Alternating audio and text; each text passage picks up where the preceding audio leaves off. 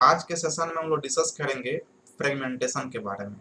Memory management में fragmentation क्या होता है और कितने टाइप्स के होते हैं, इसको हम लोग अभी डिस्कस करेंगे। तो सबसे पहले हम लोग समझेंगे क्या होता है फ्रेगमेंटेशन। इसको हम लोग ऐसा डिफाइन कर सकते हैं, the wastage of memory space with in the computer is called fragmentation. Computer के अंदर में जो मेमोरी है जिसको हम लोग यूटिलाइज करते हैं, और मेमोरी का कुछ ऐसा एरिया होता है, कुछ ऐसा स्पेस होता है जिसको यूटिलाइज नहीं कर पाते हैं और वो वेस्ट चलाता है, तो उसको हम कहेंगे वेस्टेज ऑफ मेमोरी। और वेस्टेज जो होता है उसको यहाँ पे हम लोग फ्रेगमेंटेशन के नाम से जानते हैं। तो फ्रेगमेंटेशन का मतलब हो गया सिंपल में कि मेमोरी का वेस्टिंग हो रहा है, और वेस्टिंग दो तरीके से होता है। इसलिए यहाँ पे कह रहा है कि there are two types of fragmentation. Internal fragmentation भी हो सकता है और एक्सटर्नल फ्रेगमेंटेशन भी हो सकता है। तो यहाँ पे हम लोग को ये समझना है कि इंटरनल फ्रेगमेंटेशन और एक्सटर्नल फ्रेगमेंटेशन किस प्रकार से हो सकता है। यहाँ पे हम लोग एक एग्जांपल लेते हैं। यहाँ पे जैसे कि एक होटल देते हैं, यहाँ पे होटल नंबर 1, और इसमें जो है ना दो रूम है। ये आपका होटल नंबर 1 होगा, इसमें 2 रूम है, और एक रूम में जो है ना डबल बेड लगा हुआ है, और एक रूम में जो है ना ट्रिपल बेड है। इस तरह का एक और जो है ना हम होटल लेते हैं, होटल नंबर 2, और यहाँ पे जो है ना, यहाँ पे भी जो है ना आपके पास 2 रूम है। यहाँ पे 3 रूम कर देते हैं, यहाँ पे 3 रूम है, और तीनों रूम में जो है ना सिंगल सिंगल बेड लगा हुआ है, यहाँ पे सिंगल सिंगल बेड लगा हुआ है। अब यहाँ पे देखेंगे कि होटल नंबर 1 में देखेंगे कि होटल नंबर 1 में आप कुल जो है ना 5 आदमी को एकोमोडेट कर सकते हैं, ठीक है। लेकिन एक कोई पर्सन आता है और वो हम कहता है होटल नंबर 1 में कि हमें होटल चाहिए, तो होटल लगता है कि एक रूम जो है ना यहाँ पे अलॉट कर दिया, एक बेड। तो यहाँ पे क्या होगा कि एक बेड पे तो ये पर्सन आ गया, लेकिन जो सेकंड वाला बेड है वो ऑन यूटिलाइज हो रहा है, क्योंकि दूसरा कोई उसमें रहना नहीं चाहेगा क्योंकि उससे परिचित नहीं है। अगर दूसरा पर्सन आया और इसको जो है ना इस सेकंड वाला रूम एलोकेट कर दिए, तो यहाँ पे एक बेड ये भी ले लिया, यहाँ पे 2 वेस्ट, यानी कि एक रूम में यहाँ पे एक बेड वेस्ट हो रहा है। जो पहला वाला रूम है पहले होटल में, ये जो है ना आपका वेस्ट चला जा रहा है, क्या हो गया, वेस्ट हो गया। और यहाँ पे 2 रूम जो है ना वेस्ट हो रहा है, ये हो गया आपका इंटरनल वेस्टिंग, यानी कि रूम यूज तो हो रहा है, लेकिन रूम के जो बेड है वो यूटिलाइज कंप्लीटली नहीं हो पा रहा था, इफिशियंट यूटिलाइजेशन नहीं हो पा रहा है। तो ये होता है आपका इंटरनल वेस्टिंग, यानी कि इंटरनल जो है ना फ्रेगमेंटेशन हो गया। सेकंड वाला सिचुएशन देखेंगे सेकंड होटल में, तो यहाँ पे जो है ना सिंगल सिंगल बेड का रूम है, तो यहाँ पे 3 पर्सन को एकोमोडेट किया सकता है। लेकिन कोई 2 स्टूडेंट आता है और दोनों जो है ना फ्रेंड है, और वो कहता है कि हमें डबल बेड का रूम चाहिए। तो डबल बेड का रूम चाहिए, इसके पास 3 आदमी रह सकता है, लेकिन 2 आदमी को एकोमोडेट करने के लिए स्पेस नहीं है। वो कहेगा कि हमको डबल बेड का चाहिए, होटल वाला कहेगा कि हमारे पास सिंगल बेड है, मतलब कि एकोमोडेट नहीं कर पा रहा है। तो इसको कहते हैं एक्सटर्नल फ्रेगमेंटेशन है, यानी कि हमारे पास सफिशियंट स्पेस था रखने के लिए, लेकिन 3 स्पेस था, यानी कि 3 पर्सन को हम होटल में रख सकते थे, लेकिन यहाँ पे हम 2 को ही नहीं रख पा रहे हैं, तो इसको बोलते हैं एक्सटर्नल फ्रेगमेंटेशन। यानी कि 2 तरीके से मेमोरी का वेस्टिंग कर पा रहे हैं, एक तो इंटरनली कर रहे हैं, एक तरफ से एक्सटर्नली कर रहे हैं। तो इन दोनों को हम लोग डिटेल्स में समझते हैं, क्या होता है इंटरनल और क्या होता है एक्सटर्नल। इंटरनल में आप देखेंगे तो यहाँ पे ये जो है ना मेमोरी का पार्टीशन किया गया है, और एक पार्टीशन में 80 केबी का जो है ना मेमोरी यहाँ पे आ सकता है, दूसरे में 150 केबी, तीसरे में 280 केबी, तीसरे में चौथे में जो है ना 350 केबी, और पांचवे में 110 केबी का प्रोसेस जो है ना यहाँ पे एकोमोडेट हो सकता है। अब यहाँ पे जो है ना कोई न्यू प्रोसेस, अब यहाँ पे कोई न्यू प्रोसेस यहाँ पे पी न्यू, यानी कि न्यू प्रोसेस जो है ना जिसका साइज जो है ना 100 केबी है, और 100 केबी का प्रोसेस यहाँ पे आता है, तो आपको किसी न किसी में तो एकोमोडेट करना है।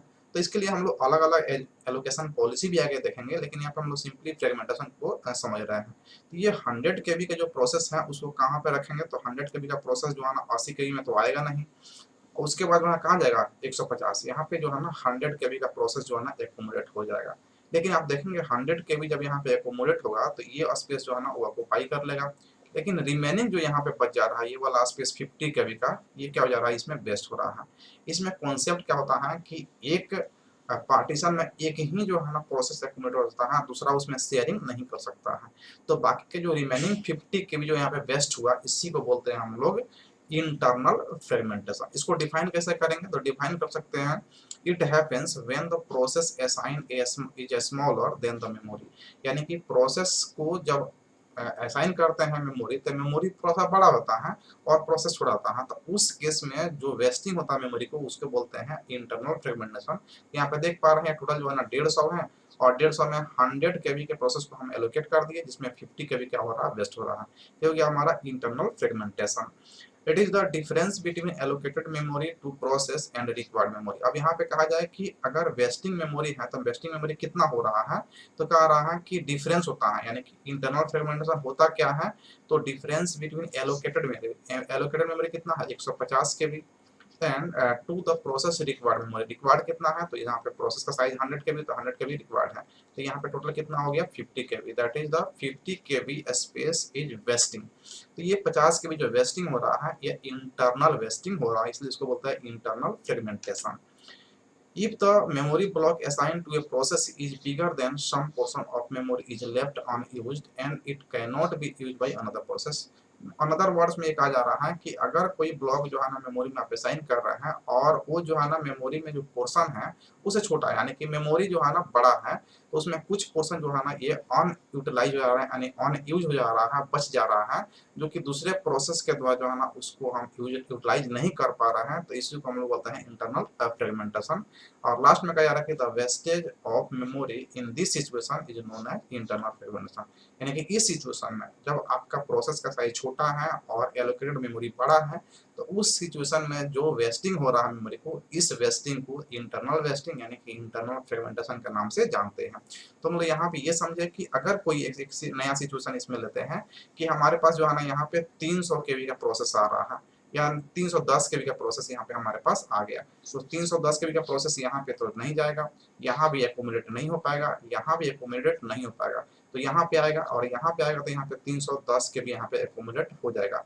लेकिन ये 350 साइज है, तो 350 साइज में यहाँ पे क्या है 40 के भी जो बच जा रहा है रिमेनिंग, ये क्या हो रहा है वेस्टिंग हो रहा है, that is known as internal wasting और इंटरनल फ्रेगमेंटेशन। तो हम लोग समझे इंटरनल फ्रेगमेंटेशन क्या होता है। नेक्स्ट हम लोग बात करते हैं एक्सटर्नल फ्रेगमेंटेशन के बारे में। तो सेम सिचुएशन को हम लोग यहाँ पे कंसिडर कर रहे हैं कि हमारे पास यही जो है ना ये एलोकेशन मेमोरी है और हमारे पास एक नया प्रोसेस आ रहा है और इस प्रोसेस का साइज है 380 के बी, 380 केबी। अब यहाँ पे देखेंगे हमारे पास जब अगर टोटल ऐड करेंगे तो 80 है, यहाँ पे 150, 280 और 350 और 110, यानी सबको ऐड करेंगे तो 350 और 150 कितना हो गया 400, 200 680 और 80 760 और 10, यानी कि 870 के भी मेमोरी हमारे पास अवेलेबल है। लेकिन आप देख पा रहे हैं 380 एकोमोडेट होगा, नहीं होगा, इसमें भी नहीं होगा, इसमें नहीं होगा, इसमें भी नहीं होगा और इसमें भी नहीं होगा, और दो का शेयरिंग हम कर ही नहीं सकते हैं। दैट मीन्स कि हमारे पास 870 के भी टोटल मेमोरी है, लेकिन फिर भी हम 380 केबी के मेमोरी को हम एकोमोडेट नहीं कर पा रहे हैं। सेम वही कंडीशन कि होटल में 3 रूम है, तीनों सिंगल रूम है, तो हम 3 आदमी को एडजस्ट कर सकते हैं, लेकिन कोई 2 स्टूडेंट आता है, फ्रेंड आता है, कहता है कि हमारे पास एक ही रूम का कमरा चाहिए जो कि 2 बेडरूम का हो, तो उसमें एकोमोडेट नहीं कर पा रहे हैं, जबकि 3 को एकोमोडेट कर सकते थे। ठीक वही कंडीशन यहाँ पे आ रहा है कि 870 के भी टोटल मेमोरी हमारे पास है, लेकिन 380 के भी को हम नहीं रख पा रहे हैं, तो यहाँ पे मेमोरी को हम लोग एलोकेट ही नहीं कर पाए प्रोसेस को। तो इस तरह के सिचुएशन में जो वेस्टिंग होता है मेमोरी का उसको बोलते हैं एक्सटर्नल वेस्टिंग। और उसको कैसे डिफाइन कर सकते हैं उसको हम लोग देखते हैं। If total memory space is enough to satisfy a request, यानी कि जो टोटल मेमोरी स्पेस है वो एनफ है, यानी कि सेटिस्फाई करने के लिए बहुत ज़्यादा है प्रोसेस के, but we can't accommodate it into the memory, लेकिन फिर भी यानी कि हमारे पास 380 केबी का प्रोसेस आया यहाँ पे रहने के लिए, लेकिन हमारे पास 870 के भी हैं, 870 के भी टोटल मेमोरी जो है 870 के भी हैं, तो प्रोसेस को हमको सेटिस्फाई करना तो सफिशियंट है, लेकिन चूंकि कंटेजियस नहीं है, यहाँ पे लगातार नहीं है, अलग अलग पार्टीशन किया गया है, इसलिए हम इसको एकोमोडेट नहीं कर पा रहे हैं, because it is not contagious so it can not be used, इसलिए हम इसको जो है ना एकोमोडेट नहीं कर पा रहे हैं, यूज नहीं कर पा रहे हैं। The wastage of memory in this situation is known as external fragmentation. तो इस तरह के सिचुएशन में जो वेस्टिंग होता है मेमोरी का उसको हम लोग बोलते हैं एक्सटर्नल फ्रेगमेंटेशन। तो एक्सटर्नल फ्रेगमेंटेशन और इंटरनल फ्रेगमेंटेशन क्या होता है आप समझ गए। अब नेक्स्ट हम लोग इसमें बात करते हैं कि दोनों बेसिक डिफरेंस क्या है। तो यहाँ पे कंपेयर करेंगे इस चार्ट के माध्यम से। यहाँ पे the difference between allocated memory and required memory is called internal fragmentation, यानी कि हमें कितना आवश्यकता है और कितना एलोकेट किया गया है उन दोनों के बीच का डिफरेंस अगर निकाल देंगे तो हो जाएगा इंटरनल फ्रेगमेंटेशन। जैसे एग्जांपल समझते हैं, हमारे पास ये जो है ना मेमोरी है, यहाँ पे जो है ना ये स्पेस जो है ना डिवाइड किया, ये 100 केबी का स्पेस है, ये 110 केबी का है, और ये है ना 130 केबी का है। और हमारे पास जो है ना 50 केबी का प्रोसेस जो है ना आ रहा है 1 मिनट होने के लिए। तो इस 50 केबी के मेमोरी में जब एक्सप्रेस करेंगे तो तीनों में से जो सबसे कम है उसमें करेंगे, पहले में कर देते हैं इसमें, तो 50 केबी इसमें आ गया। रिमेनिंग जो 50 केबी बच रहा है ये वेस्टिंग हो रहा है, तो यही डिफरेंस होना है। यानी कि टोटल हमारे पास एलोकेटेड कितना है 100 केबी, आया कितना, रिक्वायर्ड कितना है तो 50 केबी, कितना ये वेस्टिंग हो रहा है तो 50 केबी, यानी कि दोनों के डिफरेंस की बात कर रहा है इंटरनल फ्रेगमेंटेशन में।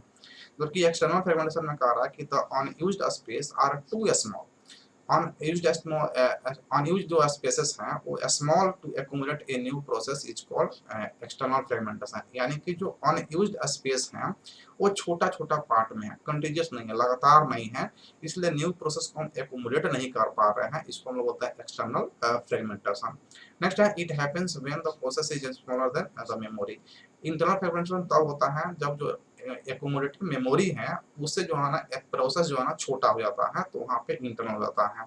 लेकिन it happens when the process is not satisfy और big enough free memory to accumulate it. ये तब अकर करता है एक्सटर्नल फ्रेगमेंटेशन जब हमारे पास सफिशिएंट मेमोरी है लेकिन फिर भी उसे छोटे साइज के प्रोसेस को एक्यूमुलेट नहीं कर पा रहा है मेमोरी में, तो उसको हम बोलते हैं एक्सटर्नल फ्रेगमेंटेशन। नेक्स्ट है it occurs with paging and fixed partitioning. यानी कि ये तब होता है जब पेजिंग में और फिक्स्ड पार्टीशनिंग में, हम लोग देखेंगे पेजिंग जब पढ़ेंगे तो वहाँ पे देखेंगे इंटरनल फ्रेगमेंटेशन कैसे होता है, और फिक्स्ड पार्टीशनिंग में हम लोग आगे में पढ़ेंगे नेक्स्ट सेशन में, तो उसको हम लोग देखेंगे। तो ये फिक्स्ड पार्टीशनिंग और पेजिंग में इंटरनल फ्रेगमेंटेशन अकर करता है। जब ये एक्सटर्नल की बात करें तो ये सेगमेंटेशन और डायनेमिक पार्टीशनिंग में जो है ना अकर करता है। नेक्स्ट बात करें कि it occurs in worst fit memory allocation method. यानी कि मेमोरी एलोकेशन मेथड पढ़ेंगे यहाँ पे, best fit, next fit, worst fit और बेस्ट फिट पढ़ेंगे। इस सभी में जो है ना जो वर्स्ट फिट होता है वहाँ पे इंटरनल फ्रेगमेंटेशन मैक्सिमम होता है। जबकि एक्सटर्नल की बात करें तो it occurs in best fit and first fit में जो है ना इसमें एक्सटर्नल फ्रेगमेंटेशन होता है। अगर सोल्यूशन की बात करें तो क्या सोल्यूशन है इंटरनल एक्सटर्नल की, तो इंटरनल फ्रेगमेंटेशन का सोल्यूशन ये है कि बेस्ट फिट एलोकेशन आप एल्गोरिथम यूज कर लीजिए, तो ये जो है इंटरनल नहीं होगा। अगर एक्सटर्नल की बात करें तो एक्सटर्नल फ्रेगमेंटेशन में क्या होता है कि कॉम्पैक्शन कर दिया है कि जो भी मेमोरी स्पेस है उसको मिला करके एक बड़ा सा मेमोरी बना दीजिए, उसको क्या कहेंगे कॉम्पैक्शन। तो कॉम्पैक्शन सॉल्यूशन है एक्सटर्नल फ्रेगमेंटेशन का, और इंटरनल का सॉल्यूशन कौन है, हमारा जो है ना बेस्ट फिट एलोकेशन एल्गोरिथम। ये दोनों में बेसिक डिफरेंस हो गया। अगर इसको समराइज करके देखते हैं तो समराइज में आप देखते हैं कि अगर एलोकेटेड मेमोरी है और रिक्वायर्ड मेमोरी है, दोनों के बीच के डिफरेंस को इंटरनल फ्रेगमेंटेशन कहेंगे। जबकि जो अनयूज्ड स्पेस है वो हमारे पास बहुत ज़्यादा था लेकिन प्रोसेस छोटा आ रहा, फिर उसको एक्यूमुलेट नहीं कर पा रहे हैं न्यू प्रोसेस को, तो उसको कहेंगे एक्सटर्नल फ्रेगमेंटेशन। ये तब होता है इंटरनल जब प्रोसेस छोटा होता है एलोकेटेड मेमोरी से। जबकि ये इसमें क्या होता है कि हमारे पास बिग एनफ है, हमारे पास सफिशिएंट स्पेस है, लेकिन उससे छोटे साइज के प्रोसेस को हम एक्यूमुलेट नहीं कर पा रहे हैं क्योंकि मेमोरी हमारे पास कंटीन्यूअस नहीं है, लगातार नहीं है, इसलिए यहाँ पे एक्सटर्नल फ्रेगमेंटेशन होता है। एक्सटर्नल फ्रेगमेंटेशन पेजिंग और फिक्स्ड पार्टीशनिंग में होता है, जबकि एक्सटर्नल फ्रेगमेंटेशन सेगमेंटेशन और डायनेमिक पार्टीशनिंग में होता है। मेमोरी एलोकेशन की बात करें तो वर्स्ट फिट में इंटरनल फ्रेगमेंटेशन होता है, और नेक्स्ट फिट और फर्स्ट फिट और बेस्ट फिट में जो है ना एक्सटर्नल फ्रेगमेंटेशन होता है। सॉल्यूशन की बात करें तो best fit allocation algorithm solution है इंटरनल फ्रेगमेंटेशन का, और एक्सटर्नल फ्रेगमेंटेशन का जो है ना अगर सॉल्यूशन कहें तो कॉम्पैक्शन है। तो यहाँ पे हम लोग डिस्कस किए फ्रेगमेंटेशन क्या होता है, इंटरनल एक्सटर्नल फ्रेगमेंटेशन क्या होता है।